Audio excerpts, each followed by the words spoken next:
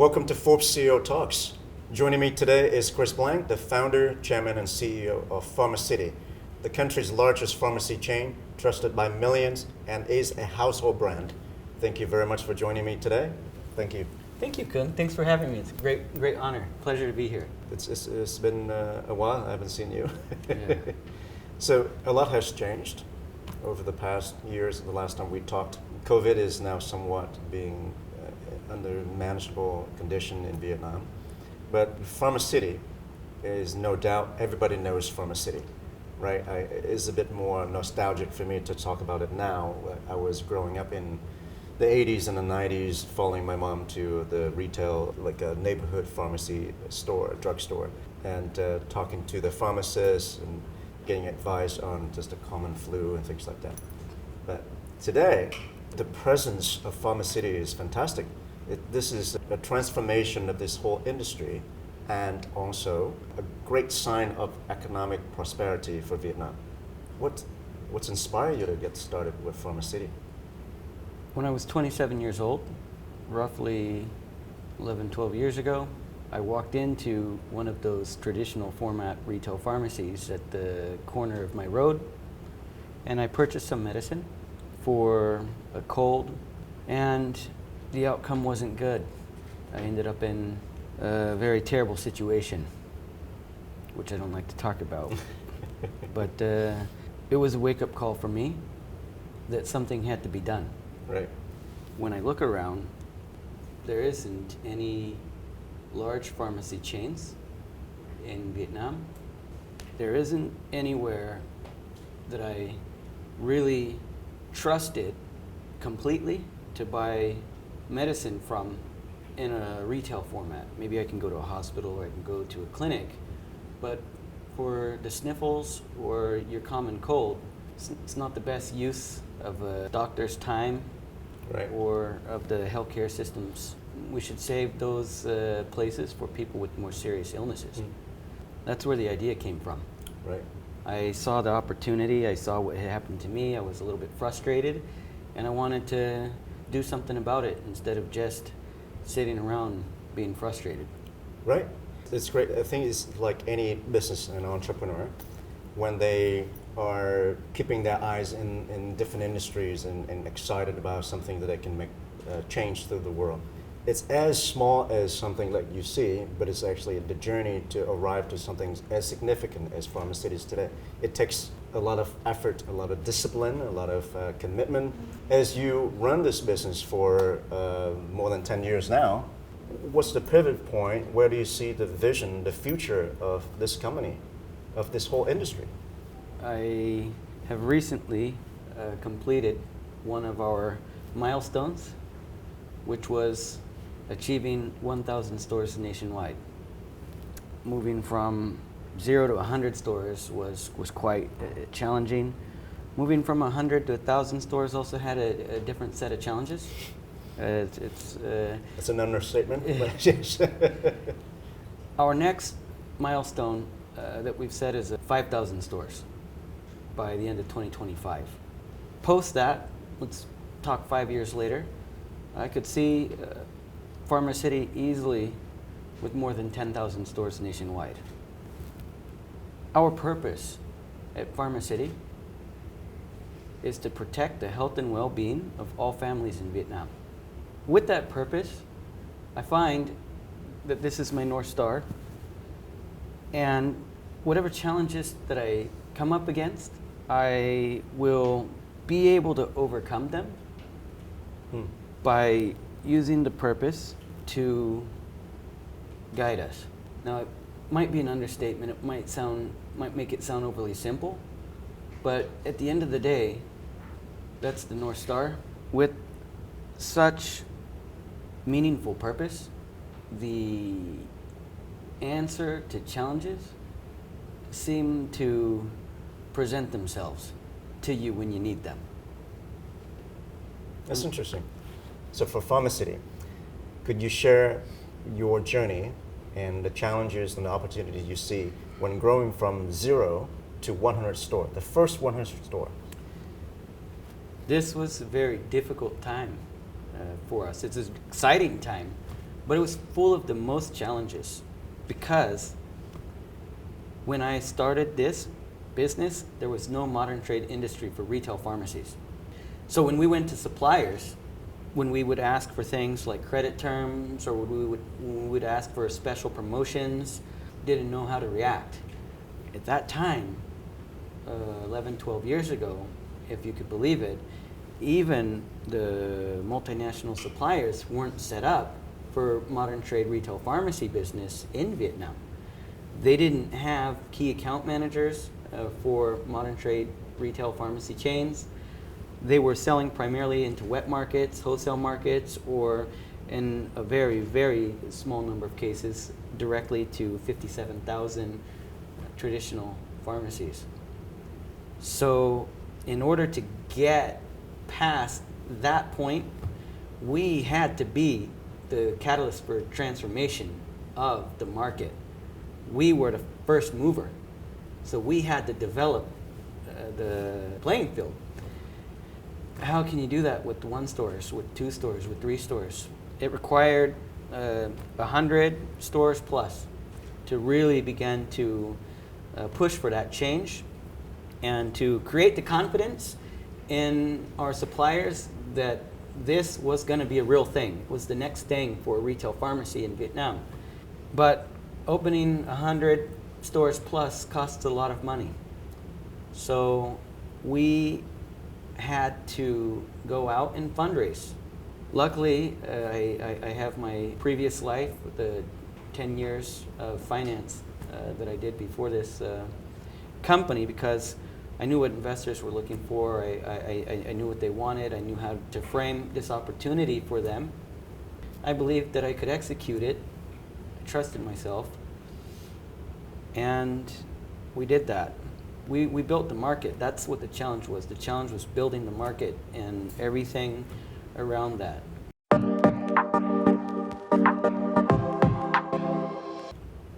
In your industry, in pharmacy industry, growing at such a exponential growth brings different sets of problems.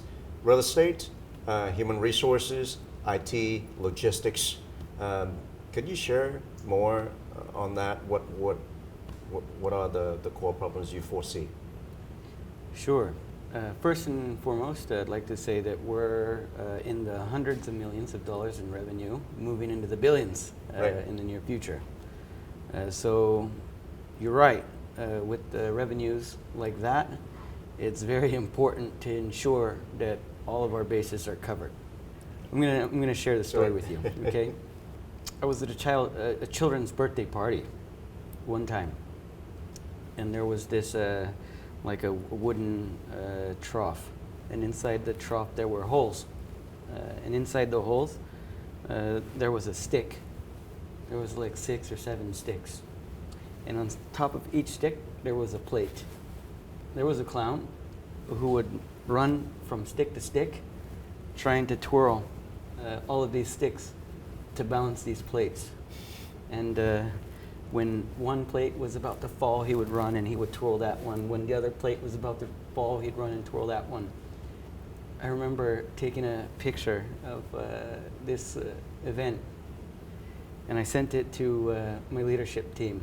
And on one of the sticks, I wrote IT. One of them I wrote retail operations. One of them I wrote supply chain. One of them HR. One of them finance, so on and so forth. Each of my division was one of these sticks, and on the clown I wrote CEO myself.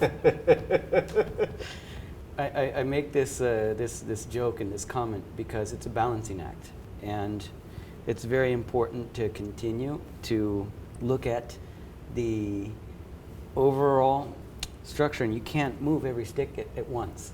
Right.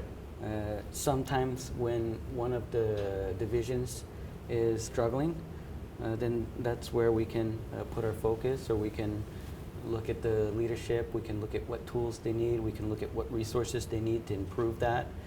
And then when we spend the time there, maybe it's quite possible that another stick or another plate becomes out of balance, and you got to quickly identify which of those divisions are the ones that we need to focus on. And I think that's what's important as a leader, as an operator, as an entrepreneur of the business is remembering that life itself is a great balancing act, and so is operating a business.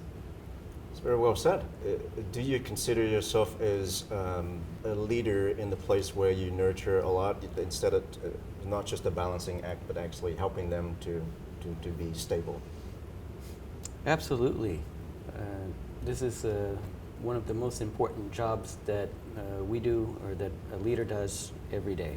First and foremost, I see my responsibilities as creating the vision of our company, driving our vision throughout the organization, ensuring that the leadership is aligned, ensuring that all the way down to the front line, that our team members understand their sense of purpose in the organization. Now, just to be very clear, I also want to mention that I am the type of leader of an organization that will hire someone and hand over the keys of that division or that operation to them, allow them to do what we've employed them to do, hired them to do, what they joined for. They're experts. I ensure that the person I am hiring to be the expert knows more about that division than myself. But at the end, I do have to be the man looking over each of those plates and ensuring that they're not unbalanced. And if I do find those issues, then I will try and point them out and provide support, assistance where I can. I assume that has been a very successful approach. I mean, it's great that you empower people, come in and hand them the key to empower them to do what they do. It does not come without its own set of challenges. Right. Sometimes you have to be willing to allow people to make mistakes, and sometimes very big ones. When people make mistakes like that, if they can't clean it up themselves, then we are the ones that end up having to clean it up sometimes. But for the most part, I think that when you hire good talent and strong people, if they're aligned with the purpose, they're aligned with the vision, and they've made a mistake, they understand where the mistake is made, they learn from that, hopefully they don't repeat it again, and hopefully they are able to work through it on their own.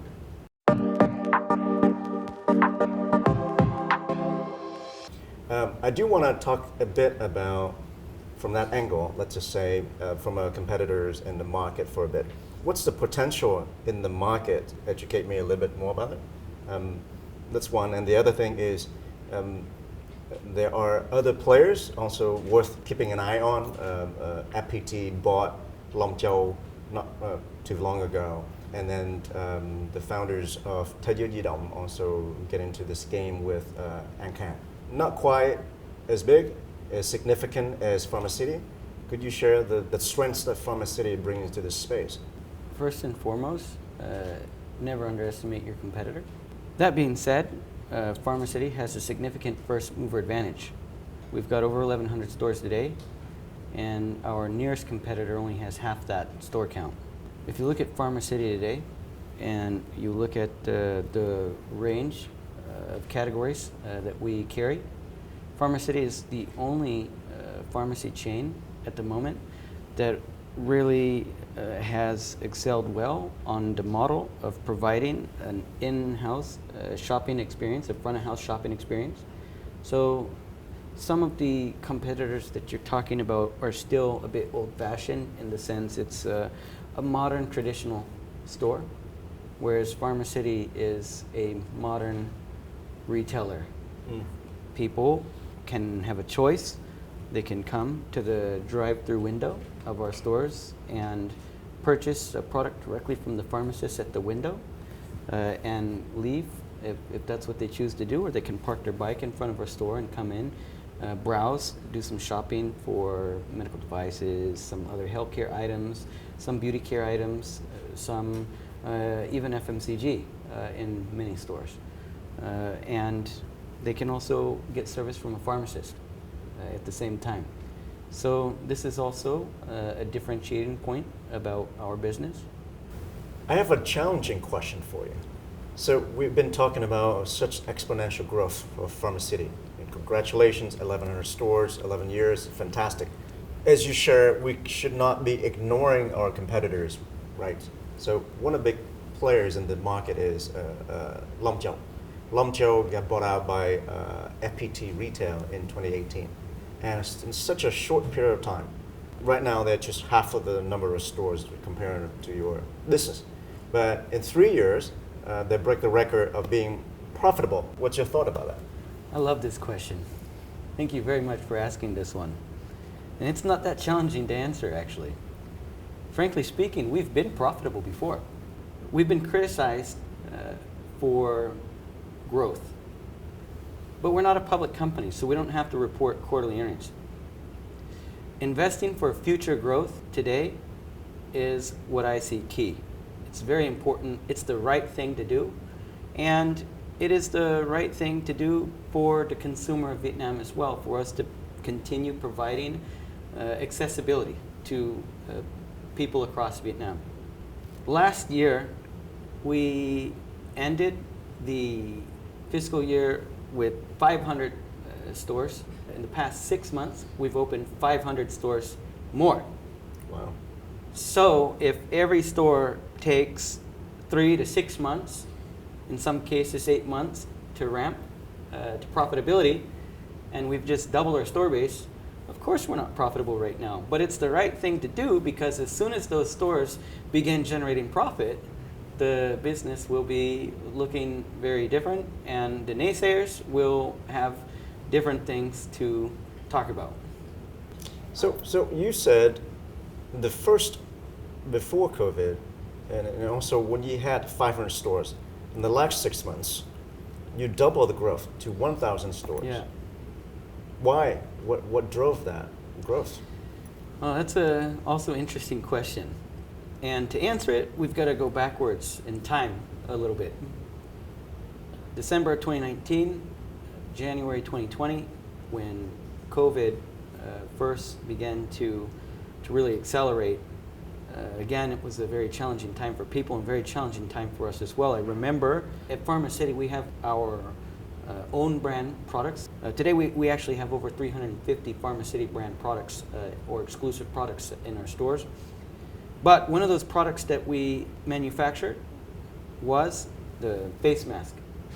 Coming back to December 2019, January 2020, just right after Tet, the Lunar New Year, the first wave of fear began to move through consumers in Vietnam. And we had lineups outside of our 250 stores at the time, 500 meters long. And that was a wake-up call for me. If we've got lines that long outside of the store, it means that we don't have enough stores. And so we got to work in expanding those stores. And coming back to the question about profitability, again, I'm not a public company, so I can do what's right for the consumer without really having to worry so much about the feedback of public market investors at the moment. So given the challenges and everything, we even had pharmacists sleeping in the store. But Pharmacity was still able to expand, and we grew 4 times our store count during that period, during that challenging period. That's great. Okay, Pharmacity, and I say nhà thuốc tiện lợi, which is convenient, right? Yeah, convenient pharmacy. Convenient pharmacy. What does that mean? Everybody has different interpretation. What does that mean to you, and what do you want people to know? Well, that's our value proposition at Pharmacity. What we strive to offer the consumers, families in Vietnam, is convenience. We have segmented our value proposition down into 3 CAs. So the first is convenience, about accessibility. Today, we have over 1,100 stores in 38 out of 63 provinces in Vietnam. And I aim that by the end of next year, we should have stores in all 63 provinces in Vietnam. And by the time that we achieve our 5,000 store count, I've forecasted that 50% of the population of Vietnam will live within a 10-minute drive of a Pharmacity store. That's truly convenient. That's very, very convenient, thank you. However, moving past that, I would like to see the majority of the population living within a 10-minute drive at some point as well. On top of that, we operate the longest hours out of any pharmacy chain in the country. We're open from 6 a.m. to 11:30 in most of our stores. And we've got a few handful of stores which are also operating 24 hours, so 24/7. We're also open on public holidays. Why are we operating some of those stores 24 hours? That is because one of the things that we learned during COVID about accessibility for the consumers, it's important to really have two channels. We've got our brick and mortar channel with the retail store, but we've also got online presence as well. And we recognize that it's important for us to have 24-hour stores as well, because we are delivering the product that consumers buy online directly from the store. So at the moment, in key cities where we operate those 24-hour pharmacies, we can actually deliver the items that customers buy online within an hour. And the ultimate goal is to be within 30 minutes at some point in the near future.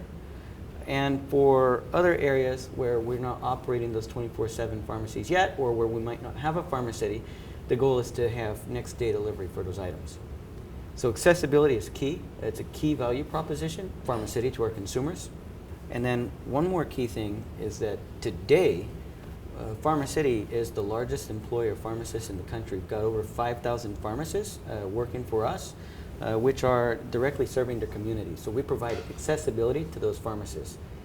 At the stage when we have 5,000 stores, we'll be employing 35,000 pharmacists, and this is our offer for accessibility, providing access to the store, providing access to the pharmacist, providing access online or offline, wherever you choose. Moving on, we've got the we've got the convenience of availability. We at Pharmacity aim to ensure that our customers can buy the product they want, where they want, when they want.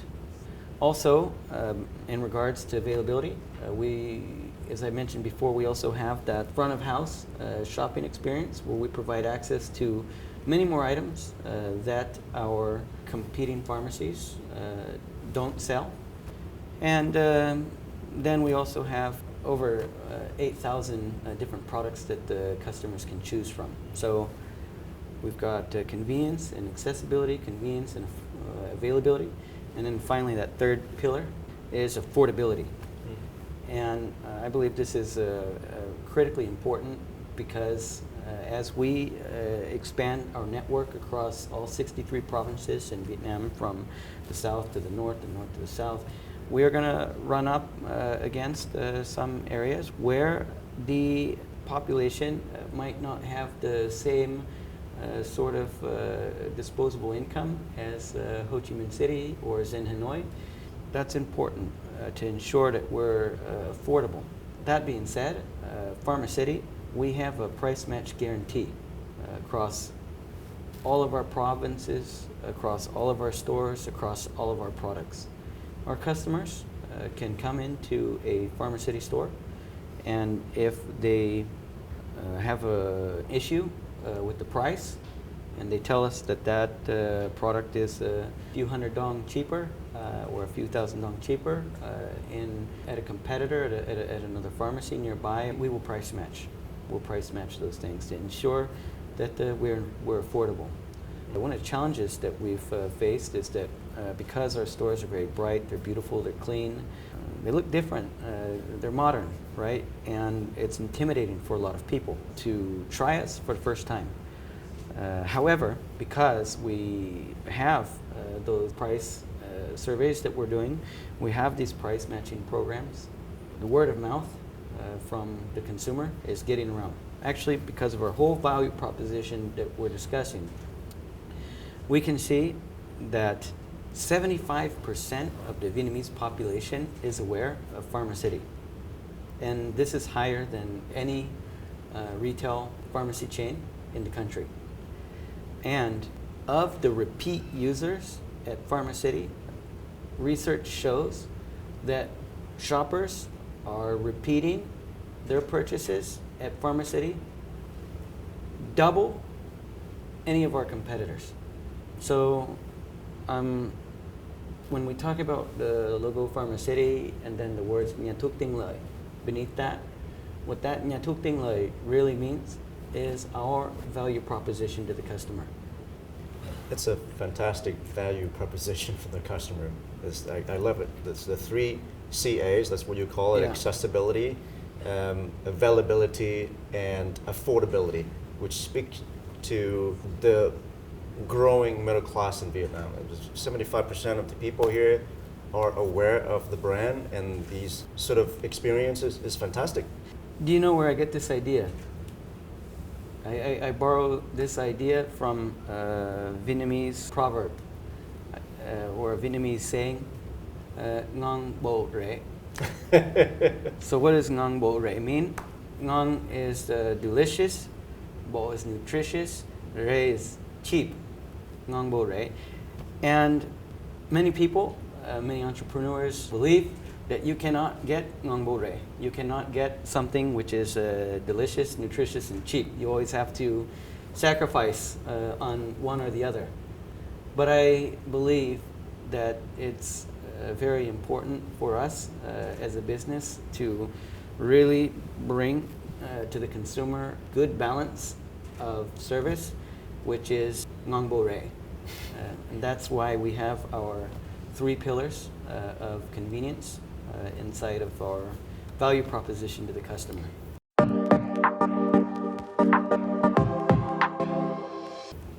You speak perfect Vietnamese, and throughout this conversation you talked a lot about the aspect of how Vietnam is a country which is exciting, Vietnamese culture that's inspired you.